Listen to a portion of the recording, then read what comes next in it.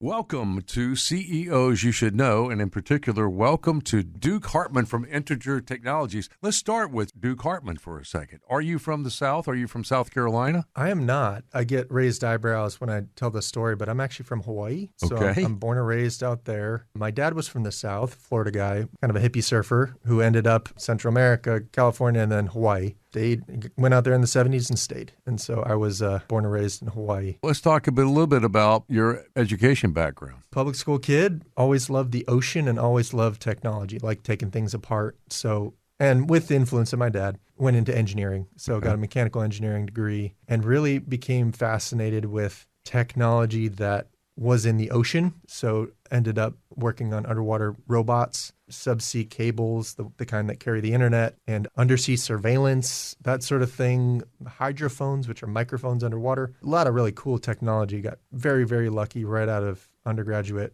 to get a dream, what I considered a dream job doing that kind of stuff. This may be a forced association that kind of plays into your mindset there, because on your webpage for Integer Technologies, the About Us video is fascinating. And I've forgotten whether it was you or one of your engineers made the mention that this is a really great place to work because you're working with really smart, really fun people. And I love that picture of that work environment because, as you mentioned, there's a lot of interesting things in your background that I'm sure are part of your daily life now that are not just steeped in technology, but it has a smile on its face because you're doing stuff like underwater surveillance. It's super fun. I cannot tell you the thrill of working with really, really smart people at Integer on stuff that has not been done before. It's literally never been done. You know, a point of pride is I consider myself among like the least educated and the least intelligent in the company. Okay.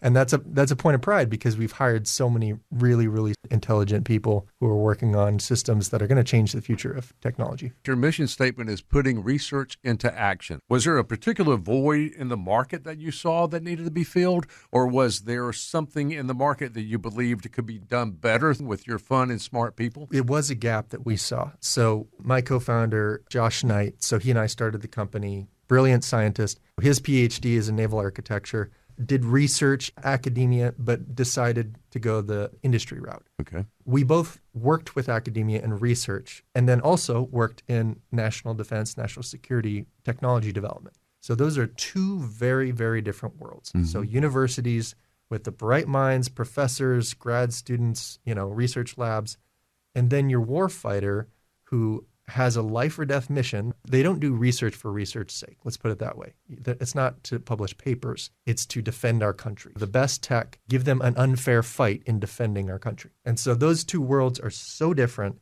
However, they need something from each other. The warfighter, military men and women in uniform, need new technology, and they're not going to get it without the intellectual horsepower that is at universities. And vice versa, the university professors need hard problems to solve. They also need jobs for their graduates and an industry that's going to partner with them on helping to make their research relevant to a customer. And so those two things, we saw a gap. They're two monolithic organizations. So we kind of see ourselves as like a flexible hose of value between universities and the Department of War, Department of Defense. Sure. Historically. Flexible hose of value. I love that word picture. Is incredible. The only problem with that analogy is we actually add value in the process. We're not just a middleman. So we do applied research and engineering shoulder to shoulder with university researchers. When you take those two worlds, as you mentioned, and you connect them with that flexible hose, which you produce the product in the pipeline. Right. And you look at the other things that you guys are working on. I mean, just going through your webpage is fascinating.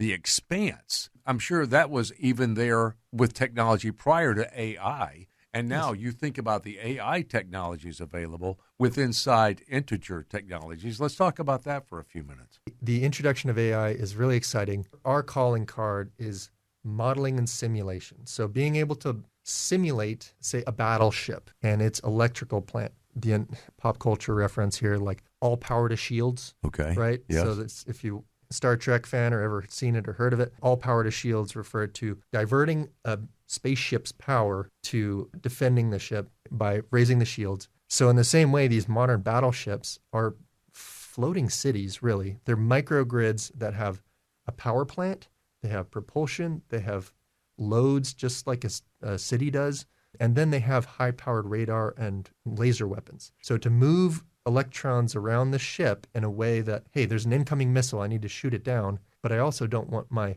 ship to go dark, my engine to stop. So I need to be able to do that intelligently. So we do what's called physics-based modeling. So just simulating the physics of a ship, just like the Matrix. We're putting the ship in the Matrix to see how electrons should flow to operate effectively. But now you add AI on top of that, and what you have is kind of call it a digital chief engineer that can basically take commands from captain of the ship, commanding officer, in natural language. So literally talking to an AI chatbot and saying, all power to shields, right? Yes. Like, I need to power up my laser weapon. There's an incoming missile. Get into battle posture. So that makes 1,000 tiny decisions about how to tune the ship so that you can start to shoot that missile down. Totally fascinating, and that AI in the future will then already recognize the missile coming because they picked it up on the radar, and they're already starting to shift the electrons, as you noted, into a particular position to protect the ship, while at the same time making sure the functionality is there for the captain. Right. Is human machine teaming is a term that gets thrown around in our industry, and it basically means like the warfighter is still in charge and still pulling the trigger, so to speak, right? You still have the human making life or death decisions. However, there's so much going on in the battle space these days with drones, with unmanned boats, kamikaze boats that you may have seen in Ukraine. The videos are out there.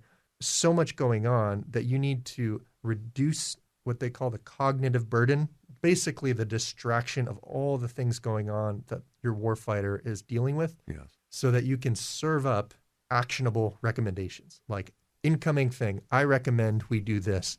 And then, okay, I get to decide between a couple decisions and not have to literally turn every knob, pull every lever. You're basically making the sailor's job easier. It's funny you mentioned in pop culture Star Trek. When Ronald Reagan was president, the Star Wars analogy was used for the satellite technology that would be needed to protect the country against incoming ICBMs or the like. I can only imagine how many companies now, like your own, are competing to use that technology through AI so that Ronald Reagan's vision of Star Wars is actually going to come to fruition. I do think there is both a need for that and a ton of opportunity. We're not alone in developing technology that's basically taking the tech used by our warfighters into the future. You know, information or data is the new oil. We have sensors everywhere, like you just suggested, sensors in space, satellites out there, sensors in the ocean, sensors at the bottom of the ocean. Pulling all that information and data together and then making good decisions about it that match with whatever your mission is and being effective in that mission,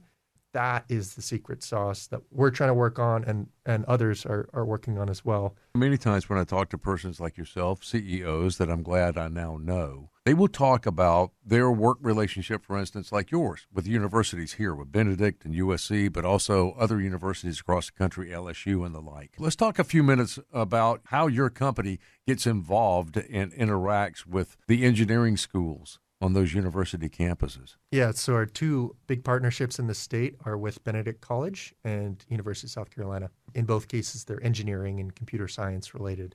I'll call out Dean Haj-Hariri at USC has been a fabulous partner.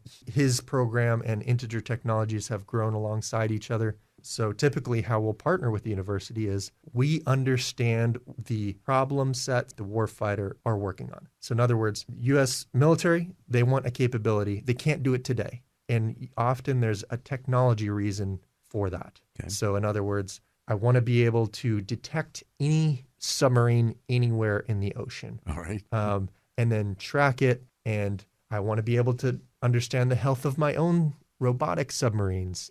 And I can't do that right now. So there's a gap in capability that they have. We understand it. We boil it down to, all right, this is an applied research problem.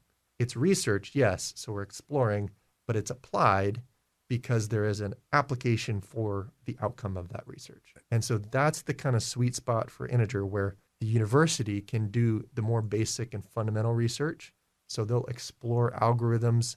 Literally, they'll scan all of the literature and research in an area and realize that nothing's been done on computer vision for detecting maritime objects or whatever it is, right? Pick a subject and say that is a worthy topic for the university researchers and their grad students and undergrad students in some cases to research. And Integer's job is then to mature and deploy that technology. So make prototypes out of it that we can actually install on ships, submarines, airplanes, satellites. Like you talked about before, bringing the two worlds together. Correct. And bringing that feedback of, hey guys, this really isn't an area of interest because Department of War has been funding this for 20 years and they just aren't interested in this. So helping the university researchers to understand that big customer, and it is a big customer, that federal R&D is extremely important. So we help them understand the Department of War, helping the universities to understand that customer and to focus their research so that it doesn't just die on the shelf, not just research for research's sake. Let's talk about being an employer of business inside the state of South Carolina.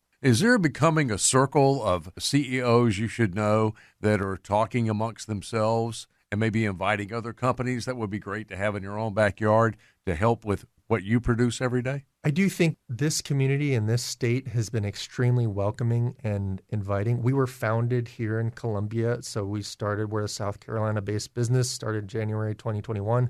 I moved my family here in 2020, and we've grown based on partnerships with our university partners and our customers, mostly in Washington, D.C. But the business community and other businesses we've partnered with, for example, a cyber small business, veteran-owned small business here in Columbia that we partnered with on research for Department of War. So those kind of relationships and partnerships have really helped accelerate and helped us to grow. And I think South Carolina is in a great spot. We're a business-friendly climate. Taxes are relatively low. It's an especially patriotic state. The governor, with his tax credits for veterans, I think has made it an even more military-friendly state and economy. And there are major military installations here, so hiring veterans that come straight out of active duty, we have done as well to great success. So the business community and environment in Columbia and in the state has been extremely welcoming. The mayor has been very supportive. And you mentioned the governor, Department of Commerce, and the Education Department, and all these other state agencies who are working together with companies like yourself. I would imagine that given that you're doing so much with the federal government, has it been pretty easy working with our representatives either in the House or the Senate? Anything in particular that comes to mind where you found that particularly beneficial? Absolutely. Thank goodness we've had the support from across the aisles. Senator Lindsey Graham has been an extremely great supporter, and his staff, I couldn't say enough good things about working with them.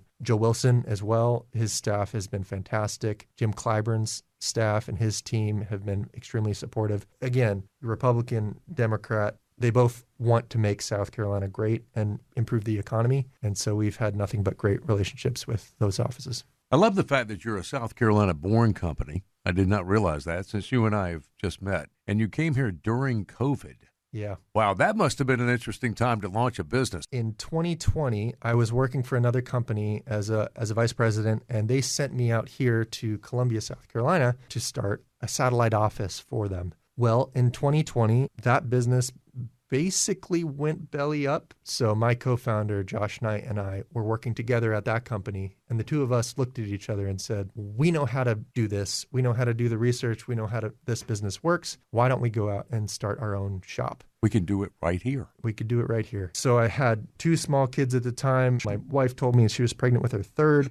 Sole breadwinner at the family. I don't mean to laugh at that, but I would imagine that in your mindset, because you work with a lot of research and engineers, everything is so well plotted. And if it's not, you're going to fix it. And now suddenly the human side comes in. Your wife is pregnant. You just lost your job. You're going to launch a new business. Yeah. And now you're really starting to feel a little pressure, I would think. Oh, yeah. The lowest risk thing to do is start a business, obviously, right? So, I love this story. So did that. And in January of 2021, decided to start up. And again, I cannot say enough good things about the dean at USC of Engineering, Hossein Haj-Hariri. He's got a great team as well. Retired Admiral Paul Gaffney and folks who work at the college like Paul Zeal have been such great supporters from like day one because we had worked with them previously and we had a relationship there. They encouraged us. Look, we love the work that you're doing. Can't work with the company you're in at the time, but said, if you ever did similar work, we'd love to work with you. Those kind of encouraging, when you're so young as a company and everything is so fragile, the people who actually believe in you